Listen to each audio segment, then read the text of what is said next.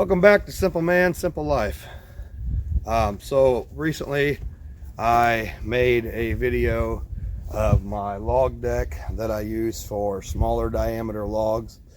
I use it either cut up boiler wood or stuff that would be like a candidate for a 4-way wedge. One thing I'm learning as I build this stuff is you got to be willing to accept sometimes your idea was maybe on the right track but executed poorly, and this is one of them times. So the idea was to get the wood off the ground where I'm not having to bend so much and lift from the waist, you know, so it's a lot less lifting and bending. But here's some problems that I discovered. So I'm gonna turn the camera around here. It's hard to build something out of lumber that's going to be heavy duty enough to withstand the weight of these logs getting dropped on this, or the impact it makes when it hits that, without having to put a lot of screws in it. And even at that, it's still going to fall apart eventually. And I've used this for a few weeks now.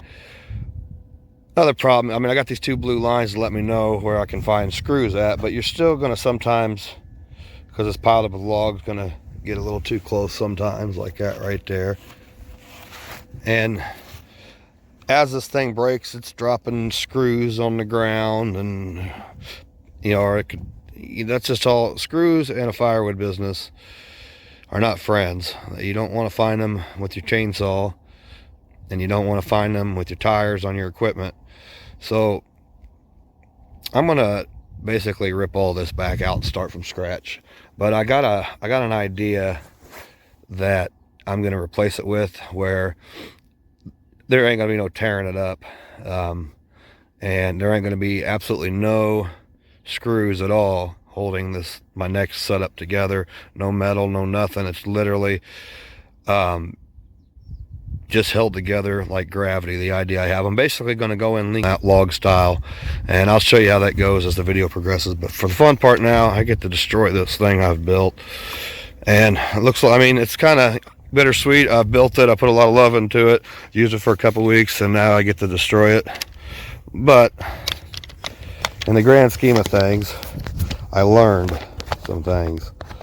And one thing I learned is I can't build it heavy duty enough building it that way. So we are just going to go ahead and just do this the easy way. I've pulled all the screws out of it that I can to salvage it,